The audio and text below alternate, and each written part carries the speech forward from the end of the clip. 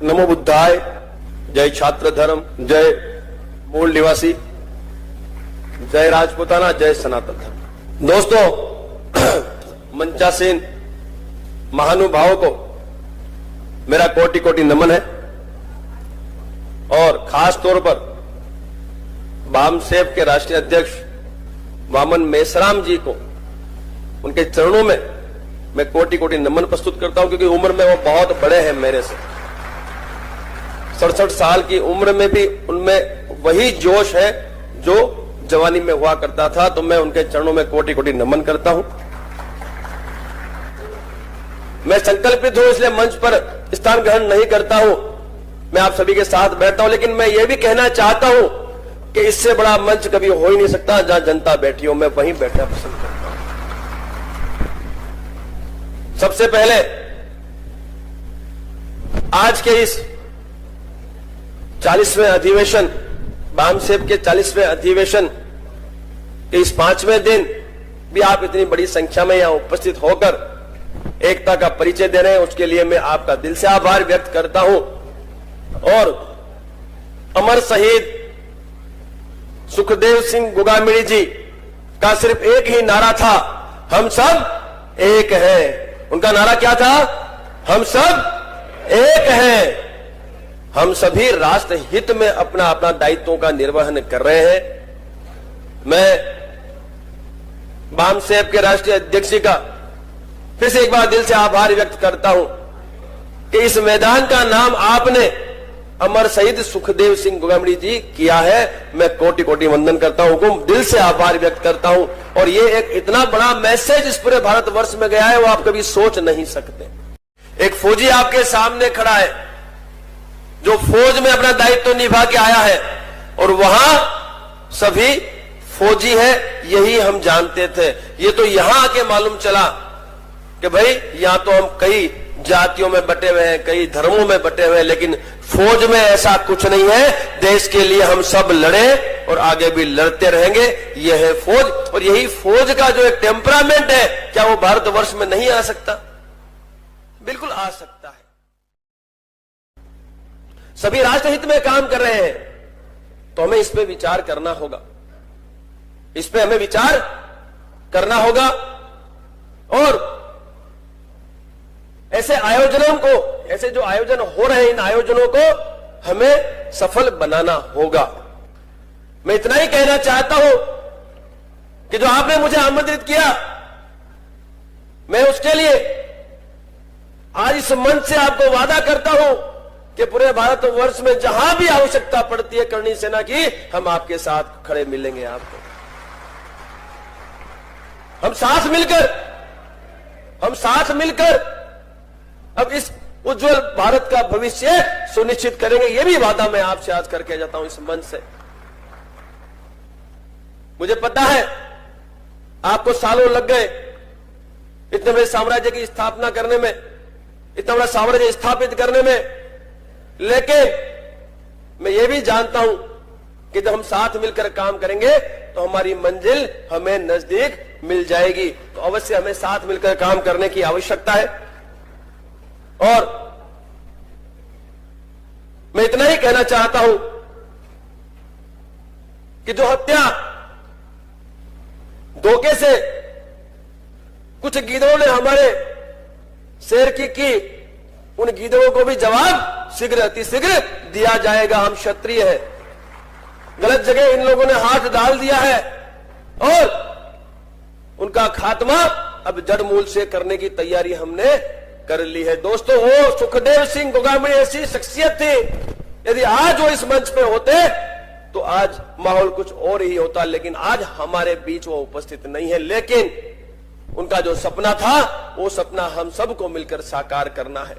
हम सबको एक होना है, संगठित होना है और इस देश हित में हमें कार्य करते रहना है। मेरा आप सबसे निवेदन है कि हम हमारी एकता का परिचय अवश्य दे। मैंने देखा है साहब, महापुरुषों को बांट लिया है हमने, महापुरुषों को हमने बांट लिया है। पटेल समाज कहता है सरदार वल्लभ भाई पटेल, उनके क्षत्रिय समाज कहता है महाप्रताप, पृथ्वीराज चौहान, छत्रपति शिवाजी उनके, और अनुसूचित जाति जनजाति जो समाज है वो कहता है कि बाबा साहेब आंबेडकर जी उनके, अरे मैं कहता हूं महापुरुष तो सबके होते हैं, क्यों बांट लिया आपने भाई? किसने अधिकार दिया आपको बांटने का? चाहे बाबा साहेब आंबेडकर जी हो, चाहे महाप्रताप जी हो, चाहे फिर सरदार वल्लभ भाई पटेल जी हो, ये सभी हमारे महापुरुष हैं और हमें ये नहीं भूलना है और हम सबको मिलकर इनका मान सम्मान और स्वाभिमान सुनिश्चित करना होगा। गलत तो नहीं कह रहा मैं, सही कह रहा हूं ना? बांट लिया हम लोगों ने। अरे बाबा साहेब आंबेडकर जितने आपके हैं उतने हमारे भी हैं। इस देश का संविधान जिन्होंने बनाया, जिन्होंने लिखा, वो क्या हमारे नहीं है? हम सबके हैं। महाप्रताप आपके भी है, जिन्होंने मुगलों से इस देश को बचाया, रक्षा की, वो हम सबके हैं। सरदार वल्लभ भाई पटेल भी हमारे सबके, जिन्होंने सभी जितनी भी रियासतें थी उनके राजाओं से मिलकर अखंड भारत का निर्माण किया। सही बात है, मानते हो इस बात को? तो आज से हम ये सुनिश्चित करेंगे कि महापुरुष हम सबके हैं। बहुत बहुत शुक्रिया हुकुम। दूसरा, जिस तरह से पीड़ित, शोषित और वंचित लोगों के न्याय और अधिकार की बात है, मैं आपसे वादा करता हूं यदि भारतवर्ष में कहीं भी आपको 1% भी कोई भी आपत्ति आती है साहब, एक संपर्क करना, मैं आपको वहां पीड़ित, वंचित और शोषित नहीं रहने दूंगा। ये मेरा वादा है आपसे साहब, मैं वादा करता हूं आपसे। कहीं भी तकलीफ है, परेशानी है, कोई भी जाति विशेष की तरफ से कोई तकलीफ परेशानी आती है साहब, हमें संपर्क तो करें। लेकिन मेरा आपसे निवेदन भी है कि जिस तरीके से कुछ लोगों द्वारा एट्रोसिटी का दुरुपयोग किया जा रहा है, उसे रोकने की आवश्यकता है, उसे रोकने की आवश्यकता है। क्योंकि यह आपका अधिकार है, वो आपको मिलना चाहिए। लेकिन कुछ लोगों के द्वारा जो दुरुपयोग हो रहा है, उससे जो सही मायने में इसका अधिकार लेना चाहता है वो ले नहीं पाता है। तो मैं यही कहूंगा कि कहीं भी ऐसी घटना होती है जहां क्षत्रिय व्यक्ति कोई भी इन्वॉल्व है साहब, एक बार हमसे संपर्क करना, मैं आपको बिल्कुल नाखुश नहीं होने दूंगा, मैं आपके लिए खड़ा रहूंगा साहब।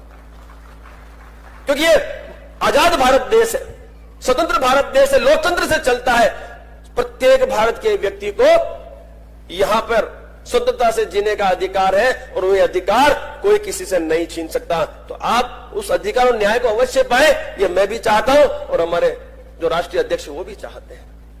हमने कभी विरोध नहीं किया, ना कभी करेंगे साहब, वो अधिकार है आपका, मिलना चाहिए। लेकिन दुरुपयोग रोकना अति आवश्यक है। कुछ ऐसे लोग हैं जिन्होंने इनको व्यापारीकरण कर दिया है, क्योंकि एक जो प्रोत्साहन राशि मिलती है, उस प्रोत्साहन राशि के चलते कहीं न कहीं इसका दुरुपयोग हो रहा है, उसे रोकने की आवश्यकता है। बाकी साहब यदि राज शेखावत गलत करता है तो साहब मेरे अगेंस्ट में भी आप एट्रोसिटी अवश्य करें, मैं आपको मना नहीं करूंगा। लेकिन जहां गलत है वहां गलत नहीं, आपको जहां लगे कि भाई ये सही है वहीं बढ़े, बाकी इसका दुरुपयोग ना करें, ऐसा मेरा आपसे निवेदन है। साथ ही हमने कभी आरक्षण का भी विरोध नहीं किया और नहीं कभी करेंगे, ये अधिकार है। एक सरकार की सुविधाएं हैं, मिलती है तो आपत्ति का है, लेकिन हम ये जरूर चाहते हैं कि ये प्रत्येक व्यक्ति तक पहुंच जाए जो इसका अधिकारी है। वो कहीं न कहीं नहीं पहुंच रहा। 70 साल हो गए साहब, आपको अभी तक पूरा आरक्षण नहीं मिल पाया है। आज भी कई लोग आरक्षण से वंचित है, तो इस पे भी हमें ध्यान देने की आवश्यकता है। कोई विरोध नहीं है, लेकिन इसका लाभ उस अंतिम व्यक्ति तक मिले जिसको इसका अधिकार है। तो ये सारी बातें लेके मैं मैदान में उतरा हूं। आप सबका साथ सहकार चाहिए मुझे। मैं इतना ही कहना चाहता हूं कि इतना बड़ा एक महान योद्धा जो सालों से आप सबको एक करने का कार्य कर रहा है, उसका साथ कभी किसी भी कीमत में छोड़ना मत। उसके साथ साए के साथ साए के जैसे खिलना। और मैं आपसे वादा करके जाता हूं, मैं आपके राष्ट्रीय अध्यक्ष जी वामन मिश्राम जी से मैं निवेदन करना चाहता हूं, मैं आपसे वादा करता हूं सर, आपको जहां आवश्यकता हो एक कॉल करना साहब, राज शेखावत आपके सामने खड़ा मिलेगा। हम तो क्षत्रिय हैं, फौजी हैं, और जहां बात आती है देश हित, राष्ट्र हित, जनता के हित की, वहां हम आपके साथ अवश्य खड़े मिलेंगे। मैंने कहा आपसे कि ये जो घटना हुई, ये जो हत्या हुई, ये हत्या करने वाले जो भी है उनको जवाब देना हम सबका फर्ज बनता है। क्योंकि सुखदेव सिंह गोगामणि मात्र क्षत्रियों के आगेवान नहीं थे, वो सर्व समाज के लिए काम करते थे। तो सर्व समाज का दायित्व बनता है कि इन हत्यारों को हमें किसी भी कीमत में बचने नहीं देना है। ये आप सबका दायित्व बनता है। हमने मांग एनकाउंटर की है, गिरफ्तारियां हुई, हमारी 11 मांगे इन्होंने मानी है।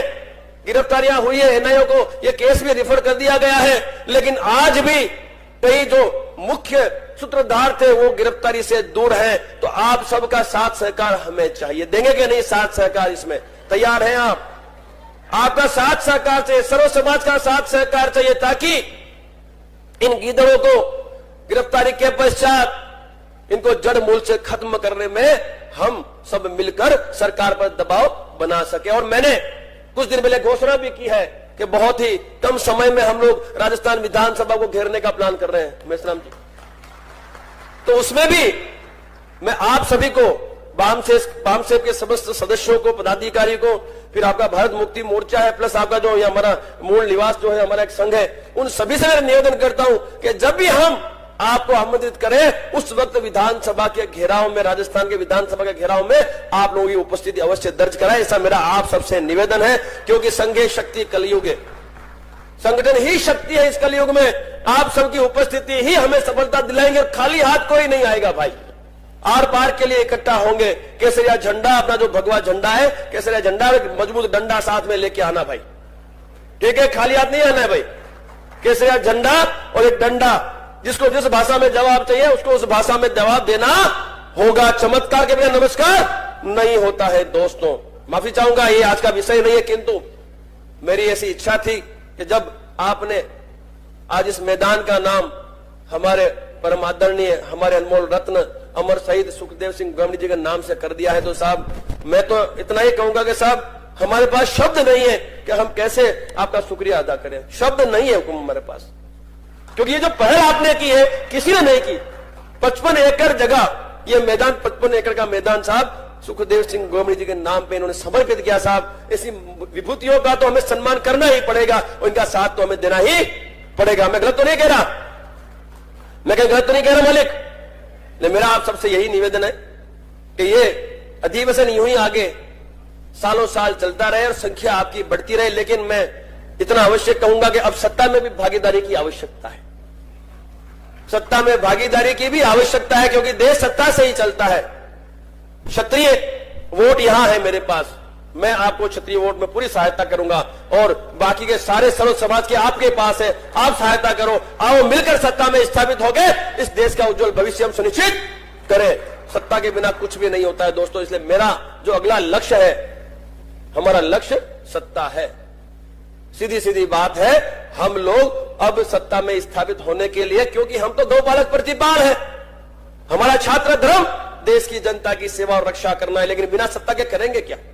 इसलिए मैं आपसे भी निवेदन करता हूं कि जहां भी कोई भी चुनाव हो, चाहे वो सरपंच का हो, चाहे तहसील पंचायत हो, चाहे जिला पंचायत हो, चाहे विधायक धारासभ्य का हो, जो विधानसभा होती है, या फिर सांसद का जो लोकसभा है, जो भी चुनाव होता है, और वहां पे यदि कोई क्षत्रिय उम्मीदवारी लेता है तो साहब उसे जिताने में अपना योगदान देना। मैं आपको विश्वास दिलाता हूं वो आपको न्याय अधिकार दिलवा के ही रहेगा साहब, ये मेरा वादा आपसे। लेकिन सत्ता के बिना कुछ भी नहीं है, इसलिए मैं निवेदन करूंगा हमारे राष्ट्रीय अध्यक्ष जी से कि साहब आने वाले समय में क्यों ना हम साथ मिलकर सत्ता की ओर भी एक कदम आगे बढ़े, ऐसा मेरा निवेदन है हमारे राष्ट्रीय अध्यक्ष जी मोहम्मद मेश्राम जी से। और आप सबका दिल से आभार व्यक्त करता हूं, इतनी बड़ी संख्या में आप सब यहां उपस्थिति दर्ज कराई और मुझ नाचिज को यहां इस मंच पर बुलाकर मुझे दो बात अपनी रखने का मौका दिया। बाकी जो कॉन्सेप्ट है, जो विजन है, जो मिशन है, वो मिशन पे तो आपको चलना ही है। वो मिशन जो है, उस मिशन में राष्ट्र हित है। आज यदि ये अधिवेशन हुआ है तो राष्ट्र हित के लिए हुआ है, अहित के लिए तो नहीं हुआ भाई। जो भी अधिवेशन हुआ राष्ट्र हित के लिए हुआ है। आज लाखों लोग इस 5 दिनों में यहाँ पे आए, यहाँ पे बैठे, यहाँ पे चर्चा की और यहाँ से फिर गए, तो वो कहीं ना कहीं कुछ न कुछ राष्ट्र हित के लिए तो आए थे। तो जो भी आयोजन हो रहा है राष्ट्र हित के लिए हो रहा है, हम सबका दायित्व बनता है कि इन आयोजनों को हम सफल बनाए। लेकिन मैं आपसे वादा करता हूं कि आज के बाद 1% भी आंच मैं आप लोगों पे नहीं आने दूंगा, ये मेरा वादा है आपसे। एक आवाज देना, एक आवाज देना, पूरे भारतवर्ष में क्षत्रिय आपके साथ खड़ा है साहब, आपके साथ क्षत्रिय खड़ा है। आप लोगों की संख्या, आप लोगों की एकता, वो आपको सफलता दिलाएगी। लेकिन हम आपसे वादा करते हैं कि जहां भी आपके ऊपर आंच आई वहां क्षत्रिय आपको समर्थन भी देगा और उनको जवाब भी देने के लिए हम खड़े हैं आपके साथ। बहुत बहुत शुक्रिया, आप सभी का दिल से आभार। बस यूं ही आप सभी संगठित होकर इस देश के लिए अपना दायित्व निभाते रहे और आप सभी का योगदान यूं ही राष्ट्रीय अध्यक्ष जी को शक्तिशाली बनाए और ये राष्ट्रीय अध्यक्ष जी 100 नहीं हजारों साल जिए और आपको मार्गदर्शित करे। बहुत बहुत शुक्रिया। जय सनातन धर्म, जय नमो बुद्धाय, जय छात्र धर्म, जय मूल निवासी। बहुत बहुत शुक्रिया। जय मूल निवासी। धन्यवाद मान्यवर राजसिंह शेखावत साहब, जो कि आपके साथ सहयोग से इस आंदोलन में जान आए।